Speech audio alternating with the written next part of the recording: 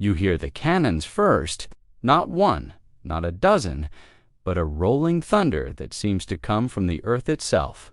The stone beneath your feet trembles. Dust falls from the ceiling of the chapel where moments ago you were praying. You step outside into blinding Mediterranean sunlight, and that's when you see them. Ships, hundreds of ships stretching across the horizon like a dark forest growing from the sea. Their sails blot out the morning, and you realize with cold certainty that everything you've ever known is about to be tested by fire, blood, and an empire that has never known defeat.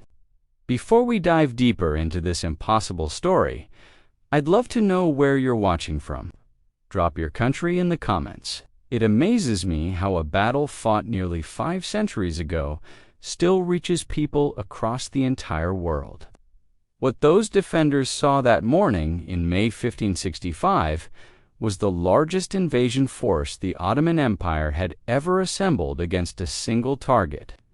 Sultan Suleiman, the magnificent ruler of an empire stretching from Budapest to Baghdad, from the gates of Vienna to the shores of the Red Sea, had sent 40,000 men to erase one tiny island from the map, Malta, a sun-baked rock barely 17 miles long, sitting in the heart of the Mediterranean, like a thorn in the Sultan's side. And holding that thorn were 500 knights, a few thousand militia, and one 71-year-old warrior who had absolutely no intention of surrendering.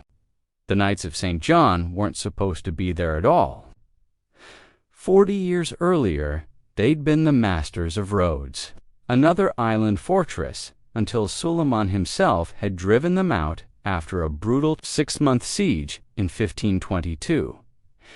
They'd wandered the Mediterranean like ghosts for 8 years, until Emperor Charles V offered them Malta as a consolation prize, a barren, waterless rock with no natural resources and a handful of villages. Most of the knights thought it was an insult. Their Grand Master at the time called it merely a rock of soft sandstone, but they took it anyway because they had nowhere else to go. And then something remarkable happened. They turned that worthless rock into the most sophisticated fortress complex in the Mediterranean world. For 35 years, they built, they dug, they studied every new development in military architecture coming out of Italy's constant wars. The medieval era of tall castle walls was over. Gunpowder had changed everything.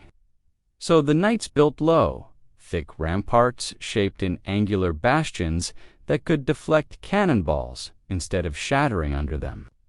They dug ditches so deep a man could disappear into them. They positioned every gun emplacement so that attackers would be caught in crossfire from 3 directions at once.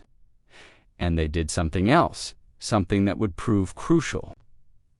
They turned every single resident of Malta into a defender. The farmers, the fishermen, the stonemasons, everyone had a role. Everyone knew that if the Ottomans took the island, there would be no mercy. By 1565, the knights' leader was Jean Perisot de Valette, a man who'd spent his entire adult life fighting the Ottomans. He'd been captured once, spent a year chained to an oar as a galley slave, and somehow survived to become Grand Master. He was 71 years old, an age when most men were grandfathers telling stories by the fire. Valette would spend the next 4 months fighting hand-to-hand in the trenches, sleeping in his armor, and making decisions that still make military historians shake their heads in disbelief. The Ottoman fleet that appeared off Malta's coast on May 18th carried 2 commanders, and that was the first crack in what should have been an overwhelming victory. Mustafa Pasha was the army commander, a veteran of countless campaigns, methodical and ruthless. Piali Pasha commanded the fleet, younger, ambitious, and conveniently married to the Sultan's niece. Both men were capable. Both men were proud, and neither man would fully trust the other for the entire siege. They argued about strategy before they'd even landed. Mustafa wanted to march inland and capture Medina, the old capital, in the center of the island. "Control the heart," he said, "and everything else falls." Piali wanted to secure the coastal fortresses first so the fleet would have safe anchorage. Both strategies made sense. They couldn't agree on either. But there was a third voice that carried weight, even if he held no official command. Turgot Reis, Europeans called him Dragut. He was 80 years old, a corsair who'd terrorized the Mediterranean for half a century. A man who'd escaped from Genoese captivity by rowing his own galley to freedom. Who'd captured cities and sunk fleets and earned the title king without a crown. When Dragut arrived with reinforcements, both Ottoman commanders pretended to welcome his advice while secretly fearing his reputation would overshadow their own glory. Dragut looked at the maps and pointed to a small star-shaped fort jutting into the harbor. "Fort St. Elmo. Take that," he said, "and the rest will follow." They thought it would take a week. It took 31 days and cost them everything. St. Elmo was never meant to withstand a major siege. It was a lookout post that had been upgraded into a proper bastion only 13 years earlier. It could hold maybe 150 men comfortably. By the time the Ottomans started bombarding it, there were just over 100 knights and soldiers inside. The Ottoman artillery was terrifying. 70 siege cannons, some so massive they had to be transported on specially built carriages pulled by teams of oxen. One gun, called a basilisk, fired stone balls weighing 600 pounds. When those balls hit St. Elmo's walls, the sound could be heard across the entire island. The fort began to disintegrate, block by block, hour by hour. But Valette had a plan. Every night, under cover of darkness, small boats slipped across the harbor from the main fortresses of Birgu and Senglia. They brought fresh troops, gunpowder, food, and they evacuated the wounded. It was a deadly rotation system. The men inside St. Elmo knew they were being sent to die, but they went anyway, because every day the fort held meant one more day for Valette to strengthen his main defenses. The Ottomans threw everything at that little fort. They built massive siege towers covered in wet hides to prevent fire, rolled them forward under constant musket fire, and watched as hidden cannons inside the fort opened up at point-blank range with chain shot. 2 iron balls connected by a chain that spun through the air like a scythe, tearing through wood and flesh. The towers collapsed before they could even reach the walls. On June 23rd, after 5 weeks of bombardment that had turned St. Elmo into a pile of rubble that somehow still fought back, the Ottomans finally broke through. What happened next depends on which account you read, but the horror is consistent. The defenders fought to the last man. Some sources say a handful tried to swim across the harbor and were shot in the water. Others say 5 Maltese soldiers survived by hiding under corpses. What's certain is that Mustafa Pasha was so enraged by the resistance that he ordered the bodies of the knights to be mutilated, nailed to wooden crosses, and floated across the harbor toward Birgu, so Valette could see what awaited him. Valette's response was colder than anyone expected. He ordered all Ottoman prisoners brought to the ramparts. Then he had them beheaded, loaded their heads into cannons, and fired them back at the Ottoman lines. The message was clear. There would be no negotiation, no surrender, no mercy. That's when the real siege began. The Ottomans turned their full attention to Birgu and Senglia, the 2 fortresses where the knights had their main defenses. These weren't medieval castles. They were cutting-edge fortifications designed by Italian engineers who understood exactly how to counter-siege artillery. Low, thick walls, angled bastions that created killing zones, deep ditches in front of the main gates, and behind all of it, a population that knew their only choices were victory or annihilation. The Ottomans tried everything. They dug tunnels underneath the walls, trying to plant explosives. The knights dug their own counter-tunnels and fought brutal hand-to-hand battles in complete darkness, swinging pickaxes and shovels because there was no room for swords. They built a chain barrier across the harbor mouth and sank wooden stakes beneath the waterline, invisible traps that shredded the hulls of Ottoman boats trying to attack by sea. When the Ottomans tried to drag 100 galleys overland across the Siberis Peninsula to bypass the harbor defenses, they ran straight into that underwater fortress, and the attack collapsed in chaos. And then, in the final days of August, when both armies were stretched past the limits of human endurance, something even more merciless than steel or fire arrived. Disease crept into the battlefield like a silent conqueror.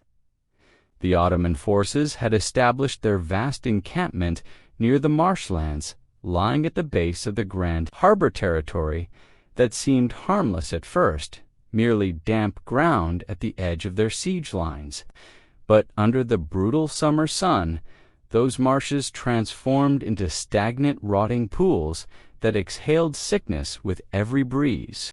The heat pressed down like a physical weight, turning the air heavy and foul, and within days fevers began to spread among the soldiers. Men who had survived bombardment, starvation, and relentless assaults now fell to invisible enemies rising from the water. It was exhaustion sharpened into catastrophe, a blow neither side could have anticipated yet. No one could escape. Dysentery, typhus, fevers that left men hallucinating in their tents. There was no sanitation, no clean water, and soon the camp smelled like death. Across the harbor, the defenders were suffering too, but they had something the Ottomans didn't. Discipline born of desperation. They boiled their water. They rotated the sick away from the healthy. They kept fighting because stopping meant dying. On August 7th, believing the defenders were finally broken, Mustafa launched one last all-out assault on Burgu. For hours, it looked like the fortress would fall. Ottoman soldiers reached the top of the ramparts. Knights fought them with swords, axes, rocks, anything they could grab. Then something impossible happened. A small cavalry force from Medina, maybe 60 riders, struck the Ottoman rear. They weren't attacking the front lines. They hit the field hospital, cutting down wounded soldiers and medical staff. It was a tiny raid, militarily insignificant, but word spread through the Ottoman camp like wildfire. The relief force from Sicily had arrived. The Christians seemed to be everywhere at once, shouting, advancing, surging through smoke and rubble with a fury that felt larger than their numbers. Panic ignited in the Ottoman ranks like dry straw catching flame. Formations wavered. Officers shouted orders no one could hear. Within moments, the confident assault that had looked like victory only minutes before crumbled into chaos. Men who had been pushing forward with certainty were suddenly fleeing, convinced the entire Christian army had descended upon them. The truth, of course, was far less dramatic. The relief force, they feared, was still days away, marching slowly across a scorching landscape. But fear does not wait for information. It invents its own reality. And once the illusion took hold, once soldiers believed they were already defeated, the siege effectively ended. The fighting dragged on for another week, but the outcome had shifted in a single heartbeat. The Ottomans were finished long before they admitted it. When Don Garcia de Toledo finally landed with 8,000 Spanish reinforcements in early September, The Ottomans broke camp within hours. What had begun as one of the largest invasion forces in history limped back to its ships, starving, sick, and defeated. The numbers are staggering. Between 25,000 and 35,000 Ottoman soldiers died on Malta. The defenders lost perhaps 7,000, including 240 knights. But numbers don't tell the real story. What happened on Malta shattered something intangible but crucial: the myth of Ottoman invincibility. For a century, the mere threat of a Turkish fleet had been enough to make European kingdoms negotiate. Now, suddenly, that empire looked mortal. Villette understood this immediately. While celebrations were still echoing across the island, he began planning something extraordinary. He would build an entirely new city on the Siberias Peninsula, the same ground where Fort St. Elmo had fallen. A city designed from its foundation to be both capital and fortress. He laid the first stone in March 1566, less than a year after the siege ended. They named it Valletta, after the old warrior who'd refused to surrender. Every street, every building, every wall was positioned to create interlocking fields of fire. One chronicler wrote that the city was built to deny that position to any enemy for all time. Villette never saw it completed. He died in 1568, 2 years after construction began. But his city still stands, and if you walk its streets today, you're walking through a monument to the idea that strategy and sacrifice can overcome impossible odds.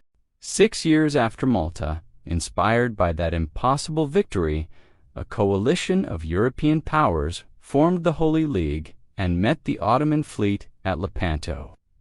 It was the largest naval battle of the 16th century, and the Ottomans lost. Historians argue about causation, but the timeline is hard to ignore.